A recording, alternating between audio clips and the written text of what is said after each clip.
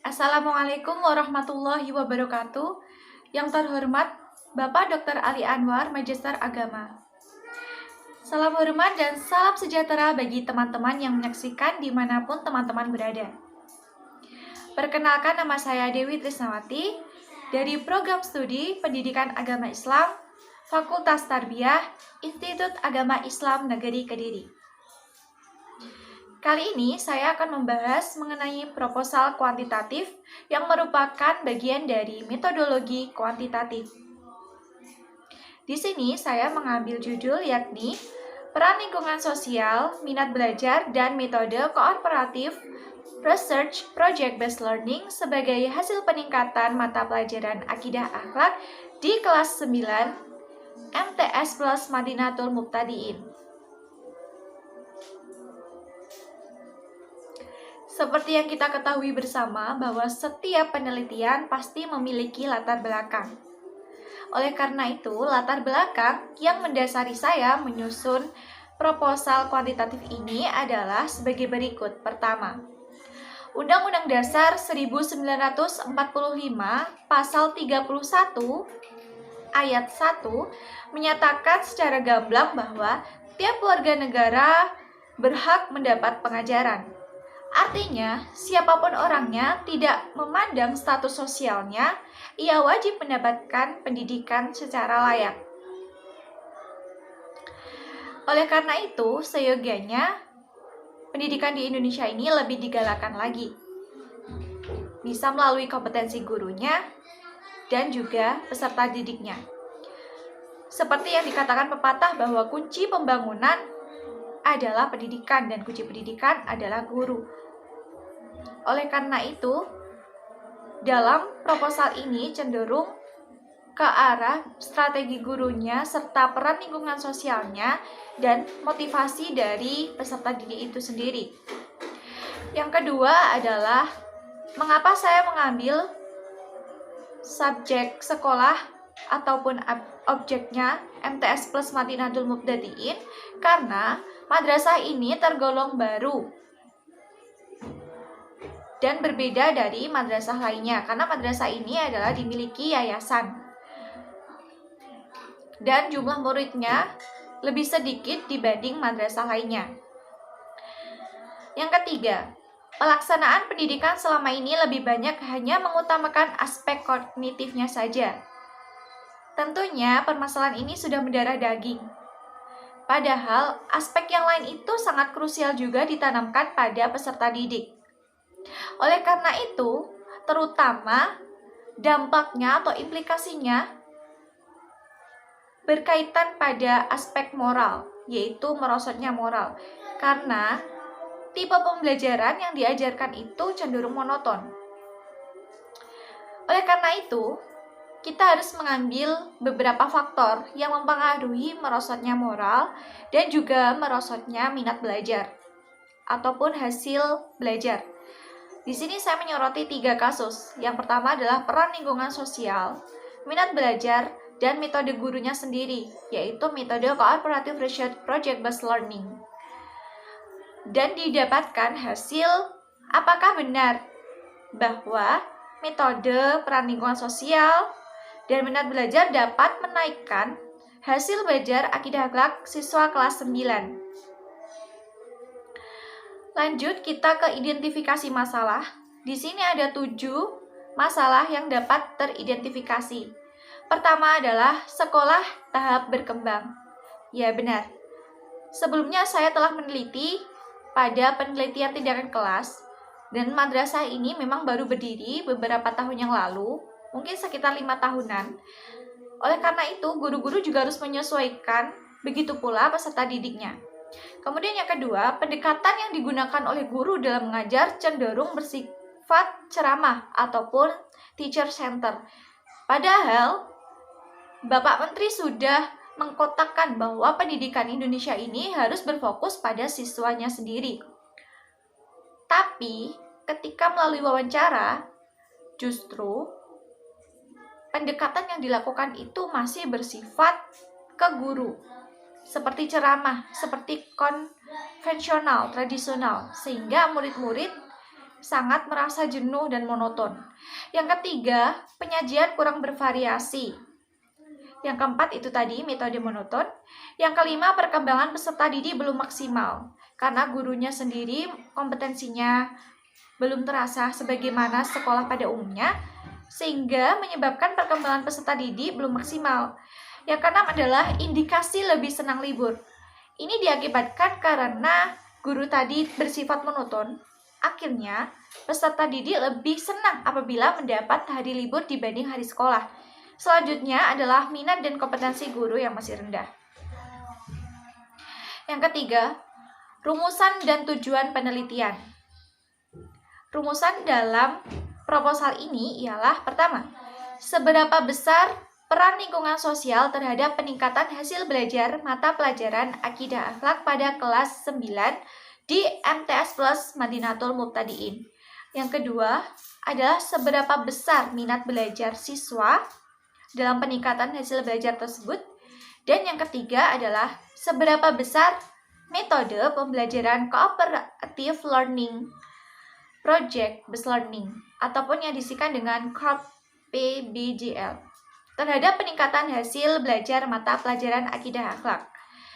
Yang keempat adalah seberapa besar korelasi dari ketiganya, yaitu korelasi antara lingkungan sosial, minat belajar, kemudian metode cooperative research project based learning terhadap peningkatan hasil belajar akidah akhlak. Nah, karena seperti yang kita ketahui bahwa tujuan dan rumusan saling bertaut, maka tujuan ini sama, yaitu mengetahui seberapa besar rumusan-rumusan masalah tadi 1 sampai 4. Selanjutnya adalah manfaat penelitian. Pada metodologi kuantitatif, manfaat penelitian terdapat 2, yaitu teoritis dan praktis. Teoritis sendiri manfaatnya adalah mengevaluasi bagaimana metode tersebut bisa meningkatkan pembelajaran.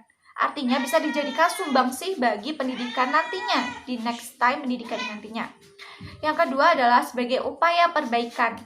Yang ketiga adalah memberikan wawasan tentang metode yang baru ini, karena memang setelah diwawancarai metode ini termasuk metode yang tergolong baru.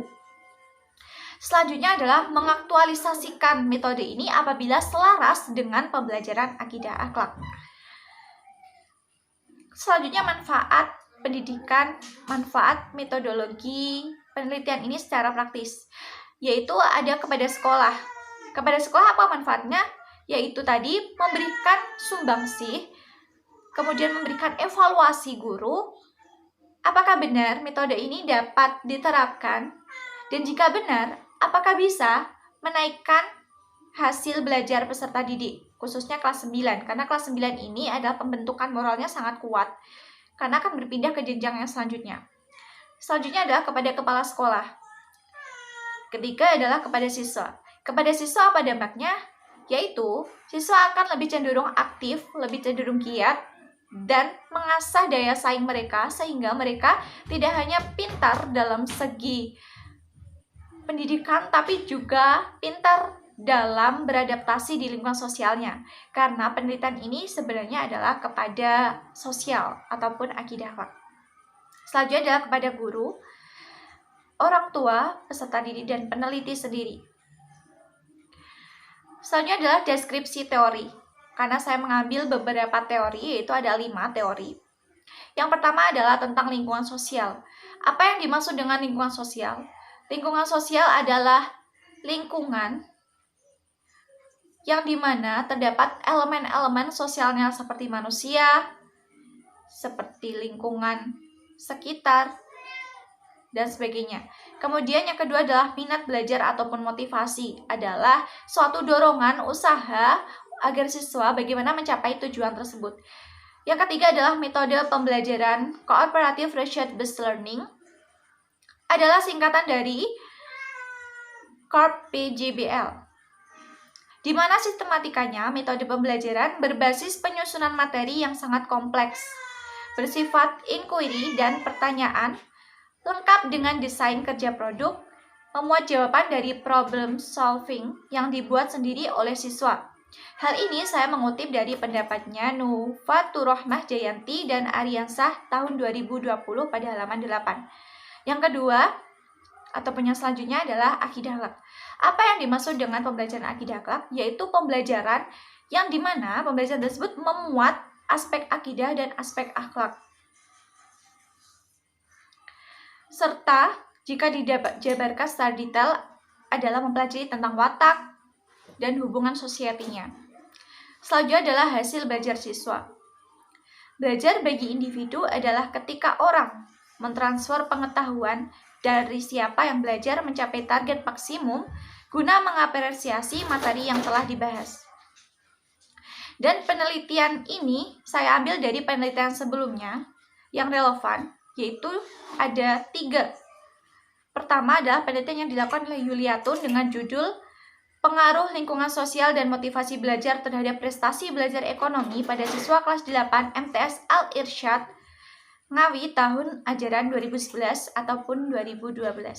Selanjutnya adalah judulnya Peningkatan Kemampuan Kognitif Siswa pada Mata Pelajaran PAI.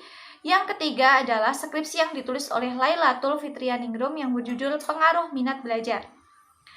Adapun kerangka berpikir dalam metode ini adalah metode pembelajaran CROP PJBL atau metode pembelajaran kooperatif, research project based learning, peran lingkungan sosial, minat belajar, membentuk sebuah kesatuan, apakah bisa dapat meningkatkan hasil belajar kelas 1 kelas, yaitu kelas 9 di MTS plus Madinatul Mubtadiin. Hipotesis ranjangan variabelnya adalah pertama, H0. Hasil belajar mengalami signifikan pada mata pelajaran akidah akhlak dengan peran lingkungan sosial, minat belajar, dan metode tersebut pada siswa sebanyak 90 dari populasi MTS plus Madinatul Mubtadiin, dan satunya jelas menolak. Variabel bebasnya adalah X1 yang disebut dengan variabel independen, lingkungan sosial, X2 minat belajar, X3 metode pembelajaran CORP PJBL. Sedangkan variabel terikatnya adalah hasil belajarnya itu sendiri. Adapun rancangan penelitian ini adalah didasarkan oleh pengaruh Creswell yang berpendapat in correlation research design investigator with the correlation statistical test to describe and measure the degree of association or relationship between or move variable or set of score yang ditulis pada tahun 2012. Selain itu, juga dijelaskan pada J. Creswell. Selanjutnya adalah populasi, sampel, waktu, tempat, dan metodologi penelitian sendiri. Metodologinya ada angket, lembar observasi, dan format dokumen. Populasinya saya mengambil ada 1 kelas di kelas 9 MTS plus Madinatul Mubtadiin. Sampelnya dikarenakan kurang dari 100, maka peneliti mengambil dengan teknik sampling jenuh populasi. Sedangkan tempat dan waktu penelitiannya menyusul karena proposal ini sifatnya belum disetujui. Kemudian uji coba eksperimen, yang pertama adalah uji coba validitas, yakni dengan rumus sebagai berikut. Kedua adalah uji reliabilitas dengan rumusnya R11 sama dengan N dibagi N-1 dikali 1 dikurangi sigma A R2 jumlah varian skor tiap-tiap item dibagi dengan varian total. Analisis data penelitian ada 4, yaitu tabel distribusi frekuensi, histogram, menentukan standar deviasi, dan kecenderungan variabel. Sedangkan uji prasyaratnya adalah normalitas, linearitas, multikoleminiaritas, dan uji hipotesis. Sekian proposal penelitian kuantitatif dari saya. Mohon maaf apabila terdapat kekurangan.